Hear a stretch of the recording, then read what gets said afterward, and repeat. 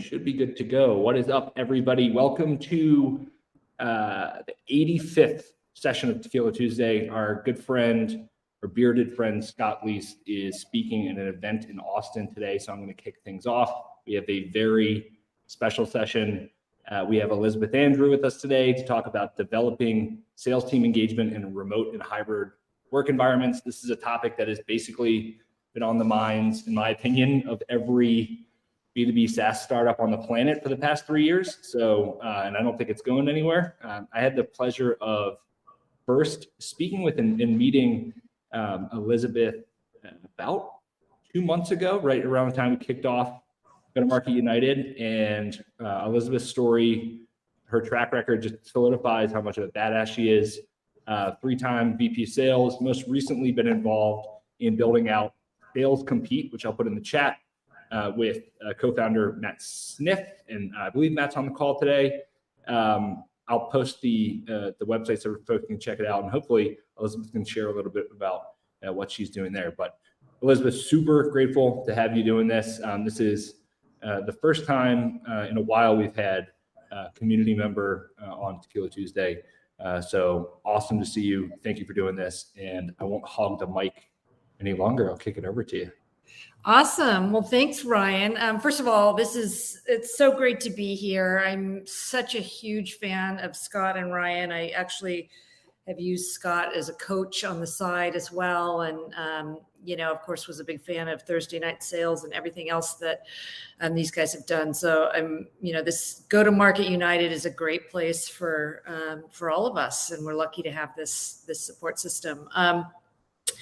I will give a quick overview, just kind of touching a little bit on what Ryan said on my background and why I'm getting involved in this company called Sales Compete. And then I'll do a quick handover to my co-founder who's on the call. And then we'll walk you through some slides and some discussion points. And I'd really like to make this very collaborative. I know this community has really a mix of leaders and individual contributors and enablement people and ops people. So I would love to get your input and thoughts on some of the areas that we touch on today.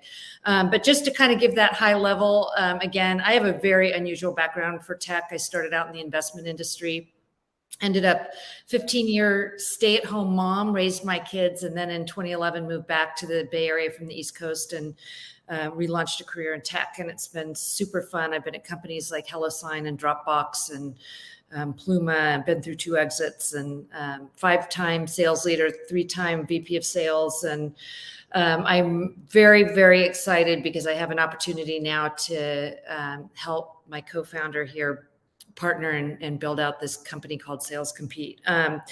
Another thing just to point out is that my oldest son, as opposed to Ryan, who's got one that he's training to be an SDR, actually is an SDR now. He's 26. And over the last 6 months, I've really been seeing a lot of, particularly people who are early in their career in sales, struggling a little bit in remote environments and hybrid environments. My son happens to do really well as an SDR because he's going into an office 3 days a week. I love remote work. I know a lot of us do, but there are some advantages and disadvantages. And so that's something that we're trying to solve for. Before we kind of jump into this, Matt, do you want to introduce yourself? Yeah, I'll just say hello real quick to the community. Great to be here, everybody. And I'm very excited to talk to you about this topic today with Elizabeth. My background is in SaaS sales and marketing technology for the past 10 years. And this product arose basically out of the pandemic, started it 3 years back for our own sales team. And, we sort of faced this problem of how to bring the in-office energy to a remote staff. And, I think there's still a lot of this problem to solve. So glad to be here, and kick it back over to you, Elizabeth. Awesome. Thanks. And Matt, jump in at any time. Again, I want to make this really, really collaborative. So I'm going to go ahead and talk about the agenda. We did a little high-level introduction. And what we're going to talk about today, again, is really what what needs to happen in order for teams to be productive in remote and hybrid environments. And, as Matt just mentioned, one thing that's missing is that in-office energy. And I've never been, as a mom and, I've been on a lot of sales floors. I started out in field sales when carrying a bag was carrying a bag. So I've always been very capable of working remote. But there's just so much that's missed today. I think I've never been a ping pong player, but the things that you can pick up when you're in the office with colleagues and you're hearing people on calls and you're having conversations with people between the Monday morning sales meeting and back to your desk, all of those things are missing and really, really hard to replicate. In full transparency, I had an account executive that I had at my last company that had worked for me. He's a great guy, worked for me at a previous company. I was on back-to-back meetings as I was building a team and came to find out he was taking every, Friday off. I think that's pretty common. One of my son's really good friends is struggling a lot and he's playing a lot of video games at home. And, we're all facing these challenges of being alone in our basement or in our living room. So, how can we bring back some of that team collaboration and team engagement and making it fun again? And we'll highlight some of the problems and then talk about some of the solutions. And I'd love to hear from you guys too, on some of the challenges that you're seeing. It's very funny because I put out a poll today on LinkedIn, and I've been spending the last 2 months with Matt getting a lot of feedback on our product from people in my network. And, when I talk to people one-on-one, they're really honest and transparent, whether they're an IC or a leader. A lot of leaders are kind of wondering when they share with me, they're wondering whether or not their team is actually working. A lot of the ICs that I talk to, a lot of my son's friends that are working remote are struggling and they're not really liking the sales role because it's, they're missing all of those components that help a team be successful. But it's funny when you put it out on LinkedIn, you get a very different story. I think sales leaders want, their CEOs to feel like they're really on top of it. And a lot of ICs, of course, want, their managers to know that they're working really hard. And I think there are elements of, we're not commuting, so we may be putting in more hours. And, of course, in this day and age, we're on our phones on weekends and evenings and all that sort of thing too. So there is that. So I'm going to go ahead and pause there. And just so you know, I can't see anybody because I'm sharing my full screen. So if anybody has a question, Ryan or Matt, will you just let me know? Yep, absolutely. Folks can just raise their hand. You can hit H, or you can just manually raise your hand and we can call on people. And again, thoughts, if you agree or drastically disagree, I'm open to that too. Speaking of, can I chime in already? Yeah, absolutely. So I think that there's something really interesting because I lived this as a first-time head of sales for a B2B SaaS organization where I inherited a fully remote team in late 2020. And it was for sure a struggle for a number of reasons, but I think that there's an interesting balance between individual contributors that are consistent producers that hit their numbers and really can have autonomy over their schedule, what they're doing, when they're showing up, how they're organizing their day, whether they even work on Fridays, et cetera, versus folks that might be still earlier on in their career, still trying to prove themselves, still trying to hit their numbers consistently. So I always think that it's an interesting balance to have to, especially in sort of a leadership position, make sure in a remote environment that everybody has the same opportunity to work within the confines that make them most productive. At the same time, sales is a meritocracy, so that the folks that are consistently hitting their numbers and overachieving, like for me at least, I'm okay to leave those folks alone so long as they're not negatively impacting with like a lone wolf mentality or whatever it may be for the betterment or the morale of their overall team. So I think it's an interesting dynamic to have to sort of like get those high producers and consistent producers involved in wanting to be more engaged when they might have a little bit more autonomy over what it is they're doing because they are producing. I think it's an interesting balance to get folks at all stages of the spectrum. Yeah, I completely agree. And I think there could be a really interesting evolution in sales with this, because, one of the things in the office, right? I mean, let's be real, a sales development rep tends to be an entry-level role in technology.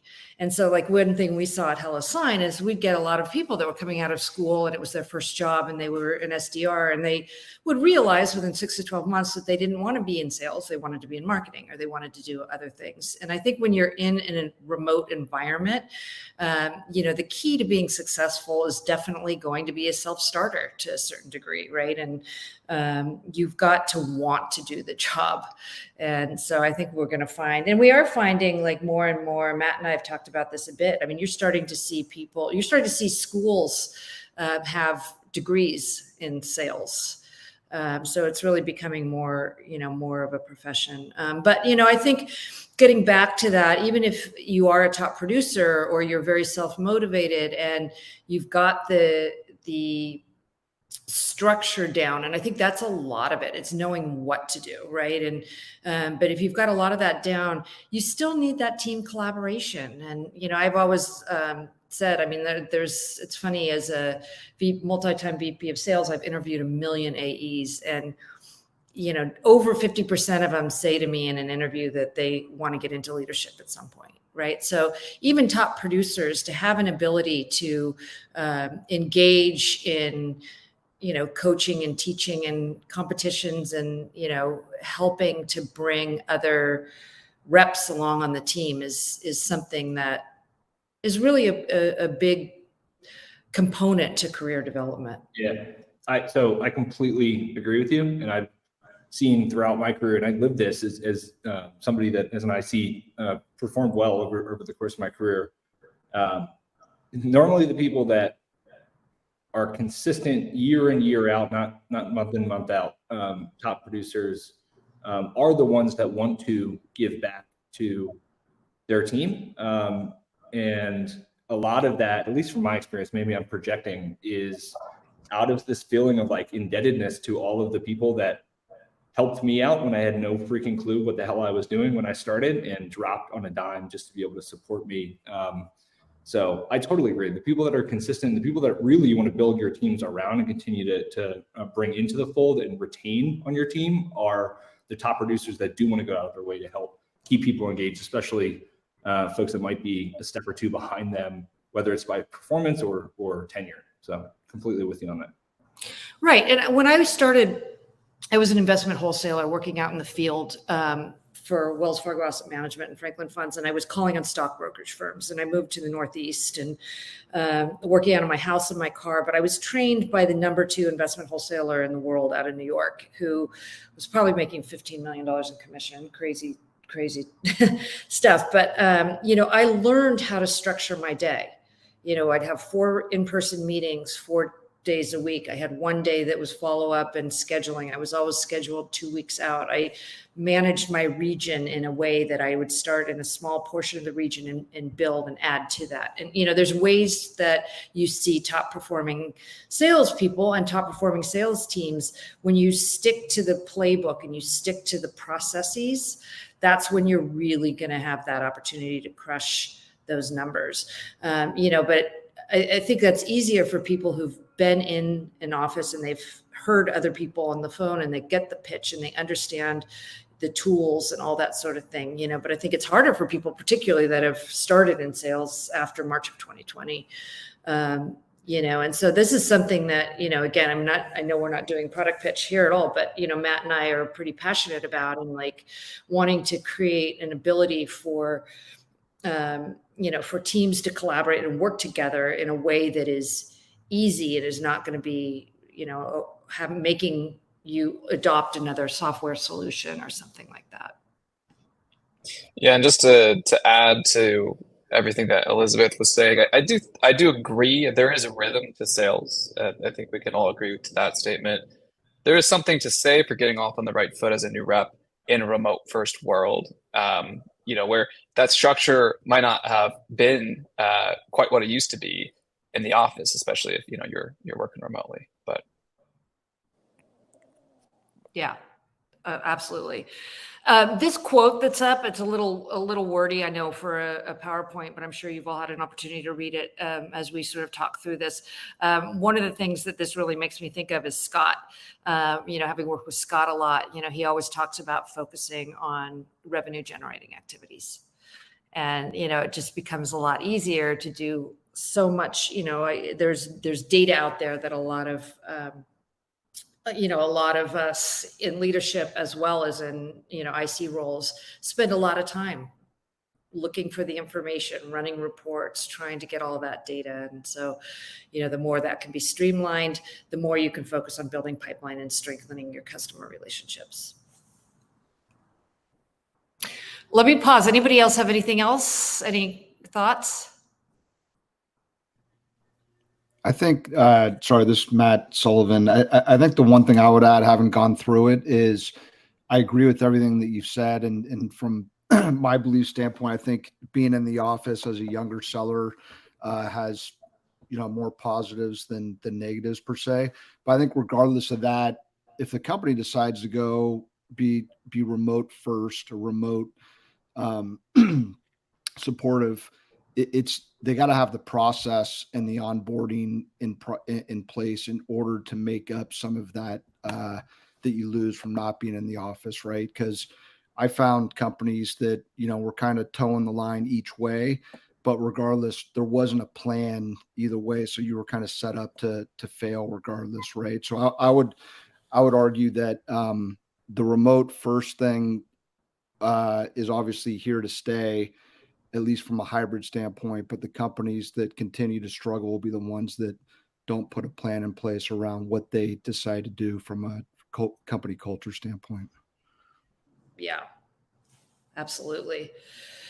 Yeah. And I don't know, everybody's remote all over the world this day and age, but I have been going to some in-person events lately, and it still feels so great to interact with people, and it really helps with sales. I mean, it just does.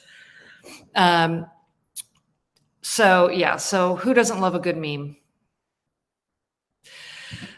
So some of the problems, and these are just a few that I put down, and I'd love to get your thoughts on this as well. But of course, and I'm not a micromanager, by the way. I've never been a micromanager. I'm all about trying to empower my team, and make them take ownership. And I like very flat sales organizations personally, and I like to see. I learn from everybody that I work with at any level. So, but just having that lack of accountability in a virtual environment is tricky. And it's not just for ICs, but it's also oftentimes it can be more cumbersome for ICs to get answers from their managers. And not having people there. I mean, I used to love to be able to, at HelloSign, ask questions of our product team or our engineering team, over coffee. So, just not having that channel of communication. And again, the meaningful communication, getting to know people on a level that, really establishes the trust. Having too many distractions. I'm sitting here looking at my colleagues that can be chewing the couch from time to time, or have to be taken to the bush outside from time to time. There's always a lot of distractions from home. Having fewer opportunities for team collaboration, and then the lack of transparency when you've got distributed teams. Does anybody have any other things that stand out that are challenges? I think one thing that I've learned, so I was kind of in the same position as Ryan. I inherited a team that was in at 6 out of 8 type deal, always in the office, loved going to happy hours, and remote just kind of totally killed them, to be honest. And I think it goes back to the idea of there are some teams that can work remote and some that can't. But I think the mistake a lot of leaders make is trying to make remote like in office. They try to get deal boards that blow up on your computer. They try to get like all this shit to blow up on Slack and virtual high fives. And it's just like, there's a way you act in the office and there's a way you like get recognition and rewards and stuff at home. And I think that's very different. And I think it's very clear very quickly when somebody says like, oh yeah, I thrive in remote. It's easy to ask, what do you like about it? How do you benefit? How do you like to be managed? Because that is a very easy way to find out if you can hire somebody that can be there. And I think it's also a very good way for founders to be able to understand, can a leader that they're going to hire, like a VP of sales, a CRO, a head of product, can they do that remotely? Because there's people that can't, right? There are rah people that need to be in the office and want to do it, but it's like you talk to a lot of these leaders that love to be in the office, but then I think Ryan said this earlier, like they're in meetings all day. So like, what's the point of being in the office? Just so people can see you in important meetings? Like that's bullshit, right? And I think it goes back to something you said earlier, like, oh, they're not working on Fridays. I don't give a shit if my people aren't working on Fridays. If they're consistently hitting their number, great, right? But if they're not hitting their numbers, it's very easy to like be able to track them. I think that's the beauty of sales. I think remote work outside of sales is much harder to track because I think there's a very clear and defined way to see, are you being successful in sales? Because you have numbers to go after. It's very easy. You can track metrics, you know your numbers, you know, stuff like that. And I also think I love the office and I love in-person events. I would never go back to an office 5 days a week, to be totally fair, because I was commuting an hour and a half each way to do it. And I would never do that again. I have a 4-year-old and a 7-year-old, and baseball is way more important to me right now. But to your point about like the in-person events and things like that, I don't think that goes away. I think it's how you mix it, right? So some of the things I've done with remote teams is we try to do conferences every quarter and we try to send different people there because it gets them back involved in the business. At my last company, we would do 1 to 2 like sales team get-togethers at like a certain location where we'd all get together and we work together for a week, right? And that was enough to like energize people to get through the rest of the quarter, because the way that it really works out in the remote world is when it's going well. Everybody's doing good and it's the greatest job on the planet. When it's not going well, everybody thinks people are getting better leads. I'm the only one having a shit end of the stick on this stuff. And so it's really about over communicating that I've seen when it's remote to really be successful with it, to build it, right? And then my last point is I agree with you. People coming right out of school could benefit a lot from being in office right away. But I think if you build the right programs for remote where they can get the feedback they need and they're not scared to ask the questions and it's collaborative, I think that's how you win. Is anybody on this call in office full time? No. Yeah, no, I agree. I mean, I think that, I certainly have had, we had one SDR that would come in and, send out 1,000 emails automatically in the morning and then play with the dogs in the office the rest of the day. I mean, it doesn't necessarily translate to being more productive. And I agree too, that I don't care what anybody does if you hit your numbers. I think the challenge is that a lot of people aren't hitting numbers, and, there's a lot of reasons behind that, right? I mean, we're also in a tough economy and sales cycles are slowing down and other things. But I'm curious, just on the one comment that you were talking about, like, I 100% agree. It comes down to having more communication and open communication. But you had mentioned that were you saying that Slack gets noisy? Yeah, I mean, I've seen companies that have done like, what was it? Hoopla? Was that used to be the one that was in like that would like light up the TV when you close the deal and things like that? And I think people use like Zapier and things like that to like book demos, close deals, things like that. I think that stuff's good, but I think they try to do too much where everybody gets, because here's the problem. Here's where I've seen it fail, right? Is you try to give everybody recognition for everything they do so that when somebody really closes a big deal or they do something that is above and beyond, there's so much recognition going on in Slack that it doesn't separate it from like, holy cow, this was awesome, right? It's just another Slack notification. Yay, let's put a like balloon emoji or, Mario and Luigi dancing. That's my favorite one going through there. Like that's how they look at it. Right. So some of the things I've done is like, I just do like a quick 30-minute stand up with my team every day. Talk about like what you're doing for the day, what you're working on. Like I have a couple of reps that are in the UK. The rest of them are spread out to the US and a couple in Canada. And they love it. And I was like, when I first started here, I was like, this is a good idea because we can get all this together. I'm like, wow, this is going to get repetitive and stupid. And I actually tried to remove it. And they're like, no, we like it. It's like, awesome, cool. So like I do surveys every quarter of like, what do we do this quarter that you liked? And like, tell me what you hate. And, that's where we start to solve it. I think people want to know what other people are doing. I try to make sure that people are working on things together. Like I lead a team that's building like 3 or 4 different products. And I've specifically made sure nobody's alone on that. And like, it's a couple of people working on the same like product motion going forward, because then you feel like you have a close team that you can communicate with well. Yeah. But those are just kind of some of the things I've seen successful in like a remote space. Jeff, I mean, I would say like having a team that is excited about a daily stand-up and not like being upset with the idea of it going away, is a testament to Dale's point of your leadership, because like there's 2 different kinds of daily stands. There's probably a couple of different kinds, but like one of them is the purposes of micromanagement. And everybody rolls their eyes. Half the people have their screens off, and people don't want to be there. People are still in bed. And then there's the other angle, which is like human interaction and team bonding. And hey, what are you working on? What are you struggling with?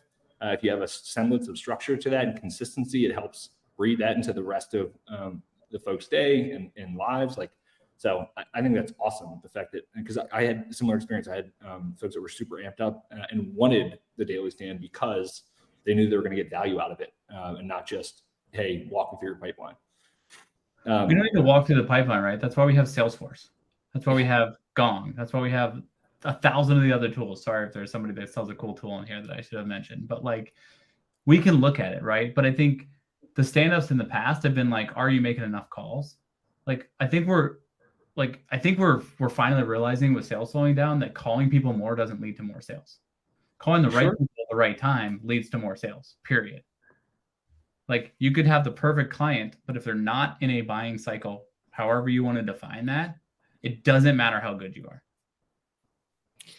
I think a lot of these tools, or strategies, whether you're doing, whether it's one-on-ones or it's stand-ups or it's Monday morning meetings or whatever it is, it comes down to authenticity and keeping it real with your team. And, what I heard you saying there too, and I had an exact situation where there was a marketing leader on our team that the whole team would complain about being, what do you say? It's like toxic positivity, that it was almost not believable anymore because everybody was talking about how great we were when we weren't performing very well. Right. So it's like, just keeping it real. And that's one of the things that I've always loved about, Amy Volas and Scott Leese. And if any of you guys went to Thursday Night Sales, it's just keeping everything real. Totally. I think, so we had 2 questions, Elizabeth. Okay. Dean had a question and Nathaniel had a question. Dean, you have a question? Okay. If not, Nathaniel. Who wants to go first?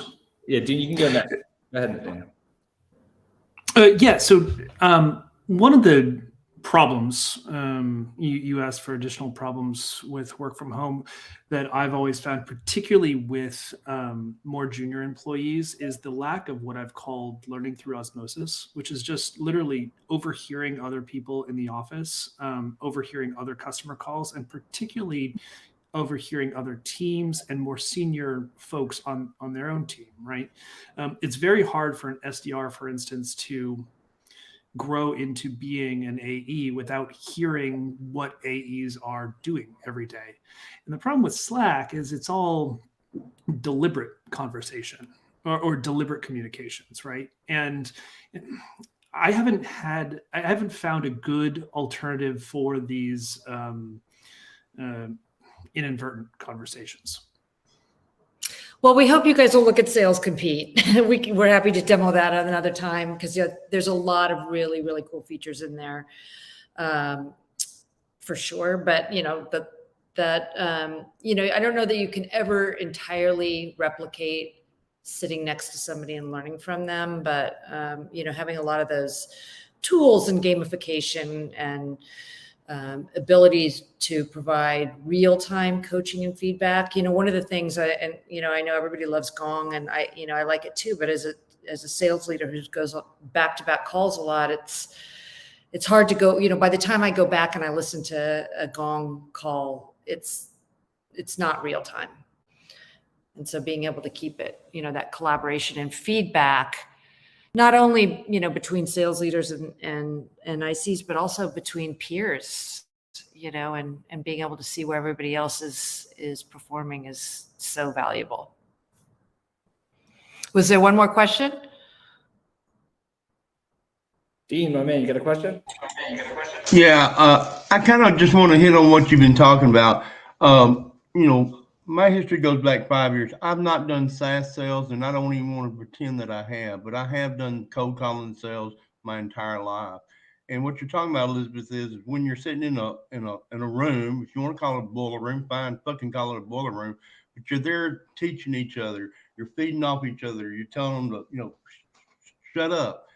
Do you think maybe with some of the people that's coming up today, because when I was selling, I would love to let my boss let me work fucking remote because I had to go to the office and sell every day. Do you think maybe we can come to going forward with the new people and the new work, however environment you call it? What do you think if you have it takes 6 weeks to drill somebody down so they know how to pick up the phone, call somebody, and listen to and engage with the conversation? And isn't that kind of what we're all doing? I mean, isn't that what we're trying to do? We're trying to get the other person engaged long enough that we can talk to them about whatever it is we're selling, whether it's a paperclip, a carburetor, or whatever. So I'm thinking, if you had something and you've got new people, you have somebody that actually knows how to sell and lead them through the process, tell them when to shut up, tell them when to pick up the phone. And if they can make it 6 weeks, then you can say, well, you can work remote. But, and the Gong and all these other tools, those tools were never around when I was around. I wouldn't even use them, because what happens is it's made us lazy, and it's made us to where, we'll listen to my things, see what they said. I don't know how Gong works. I don't care how Gong works. Wait, so Dean, is the question if a rep can prove out during ramp that they can perform relative to the goals? Absolutely. Should they be able to be? Because what I think is if you can get somebody to prove that they can sell, I don't think you'll, and a lot of that when you're doing it, it's the camaraderie, it's the reaching back and pulling somebody up to, I think everybody can sell, but they're taught the wrong way, and then they get out there. I just don't know that a 6 week ramp period is going to be enough to be able to suss that out. But Elizabeth, curious to get your take on the idea of graduating through in person or in office, Dean's point, and then moving to remote. Yeah, and I'm actually, I came from Wall Street. I get what you're saying. I really do. We are just in a different world now. And, it's interesting because of the pandemic, and I work with a lot of VCs. I know a lot of venture capitalists, and they're talking about really maybe 4 or 5 different buckets for the future of companies. And one very, very big bucket is future of work technology. And, it's changing. And that's, that there are some tools that maybe are difficult to adopt, but as you can get tools that are very, very easy to adopt, and they're in locations that your team is already working, it can only streamline and make it easier. And work is changing. And there's a couple of different ways that we can supplement that old, the good news, and, we can switch over, but there's several different ways that we can supplement that. And one is exactly what Ryan and Scott are doing, is creating communities. I was never in sales communities like I am today. And, this one, and, Thursday night sales was probably one of the first that I got involved in. And there's women in sales, and there's all different types of communities, and there's tools that are coming out. There's a whole category of technology that is all about the future of work. And that's one of the things that Matt and I are solving for with our solution. But it's a Slack app, you know, and I'd love to talk to you guys about it sometime. But there are ways that you can make that a lot easier. And these are some of the solutions here. You know, creating a system, which is a system in how you work on a day-to-day basis, the number of calls, you know, exactly what you get up and do every day in your role. Make sure that's very repeatable, following the playbook, and then utilizing tools that help you stay organized. Finding ways to increase that communication between everybody on the team, whether it's one-on-one, whether it's, you know, a mentorship kind of situation by creating, you know, an AE and an SDR team. There's a lot of different ways to do that. Increasing transparency and access to performance metrics. This is one of the things that is very difficult when you're remote, is like going into all those tools and looking for reports or having to run reports. So making sure that all of those things are at your fingertips at all moments, having opportunities to provide coaching and feedback in real time. Because I think, you know, it's one of those things that we learn. We don't learn by being told. We don't learn by reading. We learn by doing. And if you can have those things take place in real time, it makes a huge difference on how performance, overall team performance and individual performance takes place. Creating an environment where people feel connected. There's a lot of different ways to do that. I had dinner at an event not too long ago with a guy. He was the CFO of Airbnb, and now he's a VC, and he's trying to create, you know, I can't remember which one of you guys had mentioned the quarterly offsites, but they're trying to create really kind of like compounds for companies that can take their teams for quarterly offsites in different parts of the world. You know, there's ways that we can adapt in order to keep teams feeling connected. Creating success notifications. And, you know, again, that I totally agree that you don't want it to be rewarding everything. You want it to be real. You want it to be deserved, right? Because that's what's going to get people excited to, you know, to hit their numbers for whatever disposition or criteria you're aiming for. Setting clear goals and targets to increase the activities, you know, watching the activities. I will be perfectly honest with you. I came from enterprise. I've done both enterprise and transactional sales. As an IC, I was never the person on the team that had the most activities, but I was always the top producer. And, you know, so making sure that you're doing quality messaging and positioning is really, really important. And then scheduling those, you know, revenue generating activities. So making sure that you're not spending your entire day doing the admin work. Elizabeth, can Yeah. I make a quick comment on the set clear goals and targets? Yeah. So this is like probably sales leadership 101, but like something that I had to learn the hard way. One of the things that I did poorly early in my leadership career was assuming that the folks on my team were going to put the same level of work ethic into doing the things and discipline to doing the things they needed to do on a daily basis that I would have as a rep. And not to say it was perfect by any means, but one thing that I've seen time and time again from really quality leaders is their ability to set the appropriate expectations clearly, set clear expectations, get buy-in from the team on the expectations in terms of like understanding where the expectations came from, why they're important, and commitment from those individuals that, yes, I understand why these expectations are important. I understand what they are. I'm committing to them.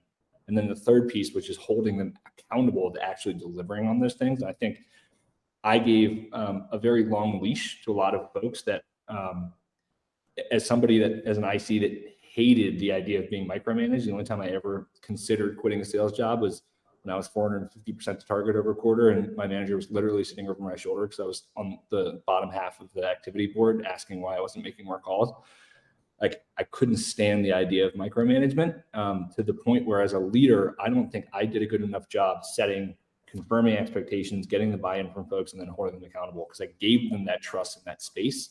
And then it's a slippery slope, because once you don't get ahead of that stuff, then you don't have a leg to stand on when you come back and get upset with somebody, in my opinion, for not sort of delivering on, especially activity. Like I never wanted to talk to people about activity because I thought it was such a stupid thing to just explicitly focus on. But that's because, but again, I didn't do the work up front to get that buy-in, get that commitment, and then again, hold folks accountable, which I think is a difficult thing to do. Yeah, I have had the exact same experience. I don't like micromanaging either. And, you know, if the biggest mistakes I've made in my career would be leaning towards that exact same situation. And it's, you know, it's also something as a sales leader, you know, and it's interesting because when we're in SaaS sales, and I know not everybody here is, but, you know, in startups and hyper growth companies, I mean, if you're in a publicly traded company and you don't hit revenue numbers, they fire the CEO.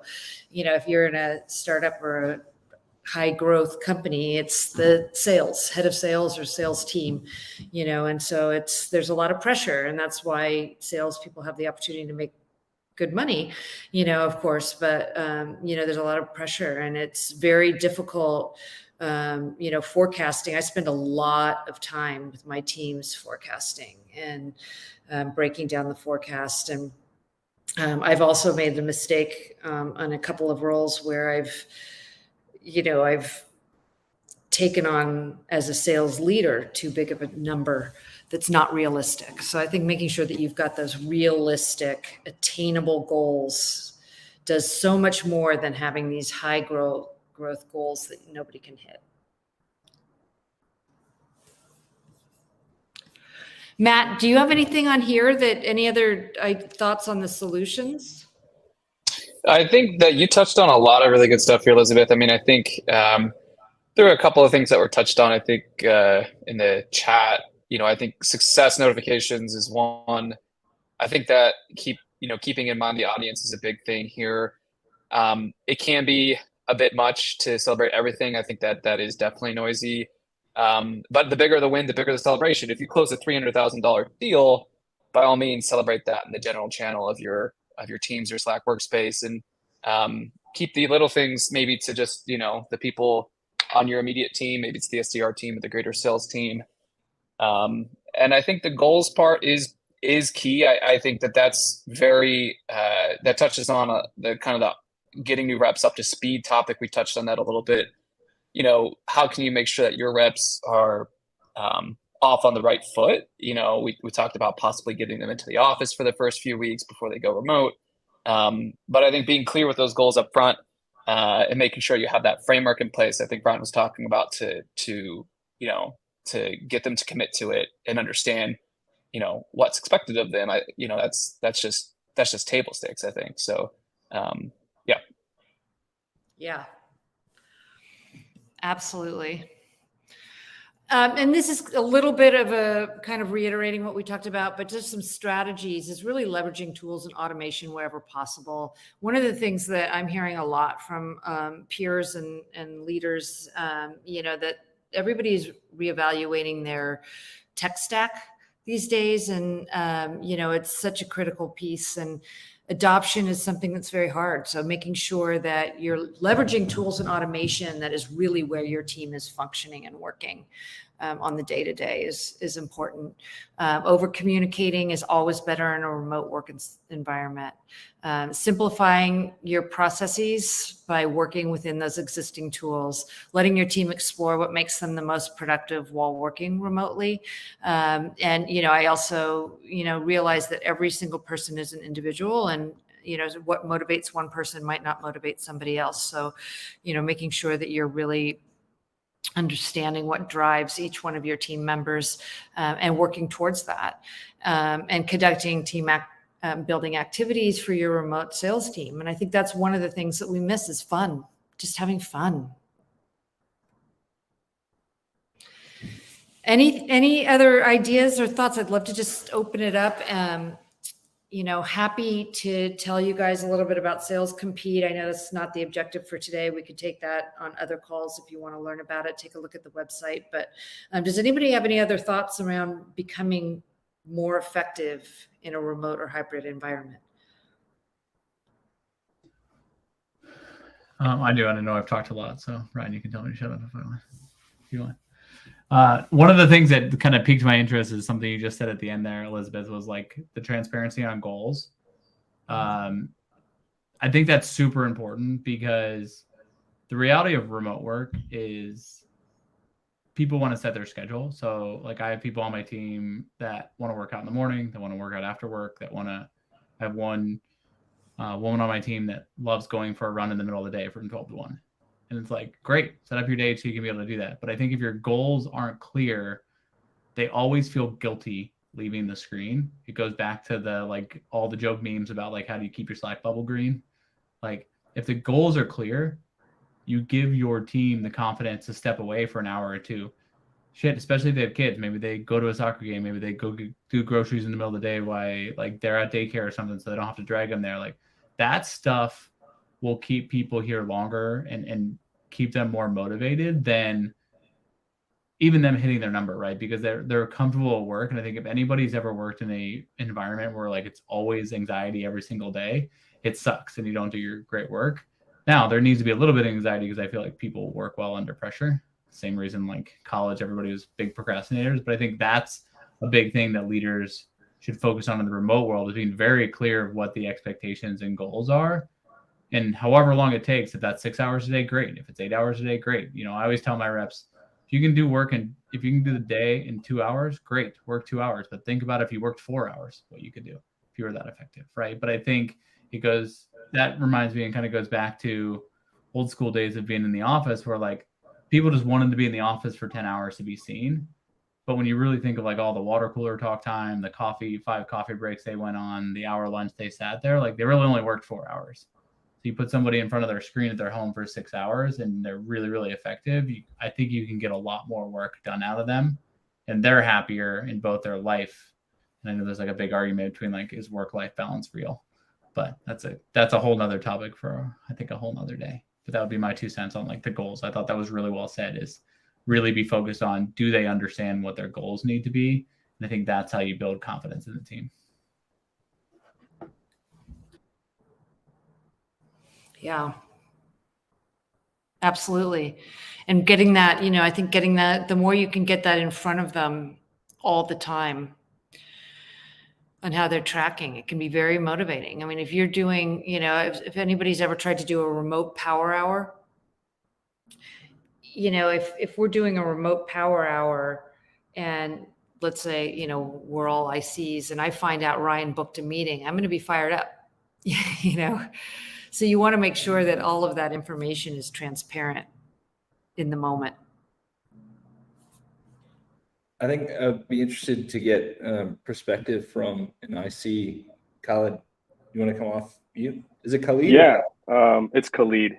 Khalid, got it. Nice to meet you all. I've been a longtime follower of Scott's and finally got around to joining GTM. So glad to be here. But yeah, I really appreciate all the insight. And I think like as someone who transitioned into like SaaS tech sales, there was definitely some things missing. I have a ton of work experience, so it was easier for me than like maybe some of my colleagues.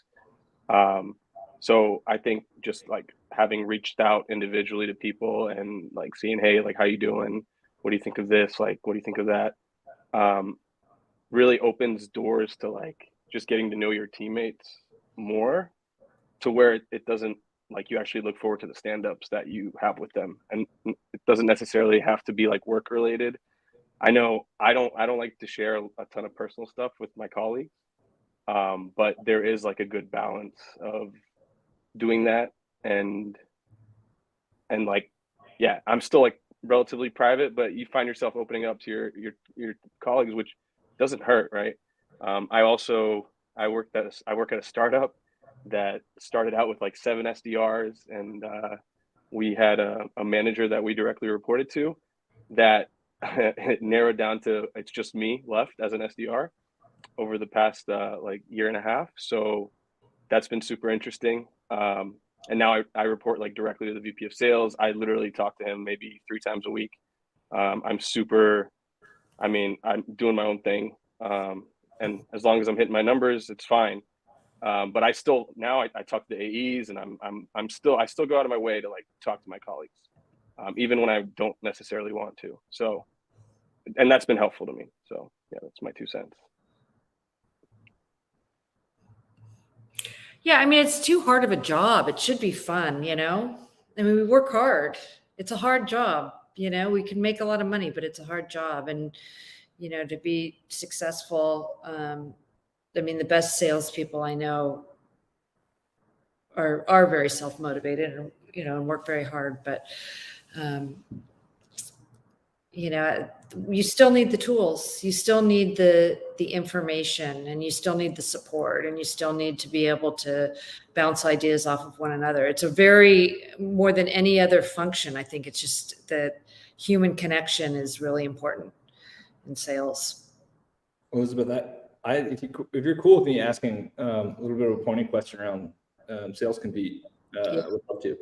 It's less, I mean, it's more, I guess, really go to market for any tool. But the question that always comes to my mind is like how, when thinking about bringing in a new product to market, it's like how to cut through the noise. Like you mentioned earlier, not wanting, I don't want to screw up, but like not wanting to just be another tool that somebody's assessing on top of the hordes of tools that they probably already have. And from my experiences, and I see in a leader who's guilty of this, the tools they have right now, they're not even utilizing to the best of their ability. So like, how are you thinking about that when you're having conversations, if it's VP of sales, if it's CEO for earlier stage, or however it is that you're engaging with prospects? How are you navigating around that? Like, is it ease of implementation? Is the fact that it's already fitting into their workflow with Slack, and that's just one thing that's going to help them drive more engagement without thinking about a big process to getting the rep onboarded to it? Yeah, I'm just curious about that, because I feel like that's got to be something that you're going to continue to run into, which is like, it's another thing. Yeah, absolutely. So Sales Compete came out of the pandemic. It was something, in full transparency, Matt has been a multi-time CEO and run other companies. And part of the pandemic, he had a sales leader leave, and all of a sudden found as CEO, he had his sales team reporting to him, his SDRs and AEs. And Matt, I hope I'm not sharing too much information here, TMI, but really initially built this for himself to make it so much easier. And it's just been a home run. And I've been taking the last 2 months to get feedback, and my community's loving it. It's awesome. Yeah, Matt, I'm curious how you, like, one, I think the story is freaking cool. I mean, anytime that somebody's going to build a product that solves a real problem that they're experiencing, is going to resonate, because this is a problem that a lot of people are experiencing. But yeah, what's your sort of thoughts on how to navigate that, those conversations and breaking through the noise with a lot of tools that are going underutilized right now? Yeah, I think that's a really interesting question. I mean, my gut reaction is, the story that Elizabeth shared is of course how this sort of came to be. And my background originally was in product and engineering, and I'm kind of a generalist, a jack of all trades per se for the past 15 years or so. But I found myself in the middle of the pandemic managing a BDR team of 5 BDRs, and I spent 5 to 6 hours a week just looking at doing one-on-ones and looking at numbers, and that might not even be that much time comparatively to how much you might need to spend with them to really get the most out of your team and to enable them in the right ways. But I felt like that was just way too much time. A lot of the stuff I was doing felt inefficient, and so I built a way to kind of have my own virtual sidekick per se. And what made the most sense to me was to build something into the platform where the reps spend all their time, which was Slack, right? And so I think the interesting part of building inside of Slack is it's a very it's a very highly adopted program, especially in SaaS companies, especially in, let's say, small to mid-sized SaaS companies that don't run on Microsoft stack.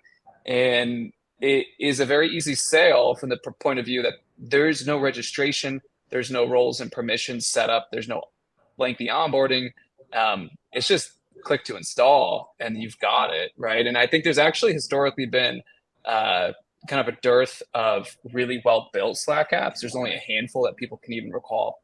You know, there's probably like a list of 10 or so Slack apps that are really built well. And I think if you build it the right way, you can really transform Slack into something that's much more than it is today for, you know, something that's just sending messages. You can build it into a tool to really manage your whole sales team much faster, right? I think that's what most people don't realize, actually. I freaking love that. I mean, you had me at click to install, honestly. Yeah, I just like from a product perspective, I'm certainly not a product guy, but like I guess I consider myself a little bit of a generalist. I just think that there's so many things that could be utilized or built and leveraged within the system that people are communicating the most within these organizations. It just doesn't happen. A lot of people, like my last organization, lived religiously in Slack. And if I could have a better way to keep my team engaged outside of the like sort of reactive asynchronous communication that I had to manage through there, I think it would have saved me a lot of time, a lot of headaches too, and not pulling people off and distracting them and going different places. You keep somebody in Slack, it becomes less distracted. I know people have differing opinions on that, but especially if the whole company's operating in there, it's good to keep people in one spot. No, but it's a great answer. Appreciate it. Yeah, it's pretty fun. We've been getting feedback. I've been getting feedback from people like Scott, you know, but also people that are, you know, big thought leaders in just, you know, business development teams and sales development teams. And it's pretty exciting. We have one customer that was a sales enablement leader at a company and used Sales Compete and loved it, and went on to be a sales enablement leader at Slack and now Salesforce. You know, he's a big champion of Sales Compete. So I hope you guys will check it out. But regardless, it's fun to have the conversation. And, you know, I've been learning a lot, you know, even talking to like my son's friends. And so, you know, we really appreciate everybody's input. Does anybody have any other thoughts or questions today? Elizabeth, I'd love to get this in folks' hands. Let's talk about other ways that we can get folks exposed to it, because I think this is awesome. Thank you for doing this. Matt, thanks for swinging by first time. And Elizabeth, not only thank you for today, but thanks for everything that you've done and involvement in this community, because it's made a huge difference. And to have quality folks like you in here and facilitating conversations like this, like literally one of the main reasons why I wanted to start this thing. So love it. Well, I'm so grateful for this community and for you and Scott and building this all out. It's really been incredible. I've met some friends. I have some friends that I'm very, very close to that I've actually never met in real life from this community. So love it. Yeah. Awesome. Omar, did you have a question or? I wasn't going to say anything, and then you made that comment, Ryan. Yeah, go for it. And so like it inspired me a little bit to get off mute. But yeah, like if we can understand more eventually, like about like the different dynamics at play with regards to technology, how it can be leveraged by sellers, would love to learn more. You know, depending on the channel that you choose and you know how it's appropriate. But yeah, would love to learn more so that you know, if it makes sense, eventually, like I can, you know, share it with my leadership too, right? I can bring that idea forward or something like that. So. Yeah. Oh, you know, by the way, and I put together, I was talking to Scott, we have an affiliate program, and I know you guys all know that Go-to-Market United has an affiliate program. We are offering 25% first year contract to anybody that makes an introduction. to Sales Compete. So anybody that's interested, I'll work with Ryan. I actually have a list of companies that I think might be an ideal fit for us. If you know somebody there, all it takes is an introduction, and we'll do all the rest. And if they buy, we'll give you 25%. So I can give you guys an affiliate link. I'll work with Ryan to figure out if there's a channel for that or where it would be appropriate. But that is freaking awesome. And actually tonight, Scott's going to kill me if I don't open up this channel, but yeah, we're going to start a channel called GTM Assist. And Elizabeth, I've already actually built out a very seamless, easy process for us to stand this up. So more to come on that, but I think that's freaking awesome. Connor saying, where's the channel? All right. I will get Connor. You'll be the first to know, I promise. And then Scott. All right. Elizabeth, seriously, thank you. This was freaking awesome. More to come on this, y'all, but this is great. Thank you. We'll have the recording up above the meetups tab, and I'll share it out to everybody tomorrow. But thanks for stopping by, and we'll see everybody on Thursday. We have 2 events coming up. Keith is going to be running a session on DISC, and we're also doing David Bonnie's 6th session for Fix Your Broken Sales Process, which has been freaking awesome. So see you all Thursday. And Elizabeth, thank you again. Seriously. thank you, Ryan. Thanks, everyone. All right. See y'all later. Bye.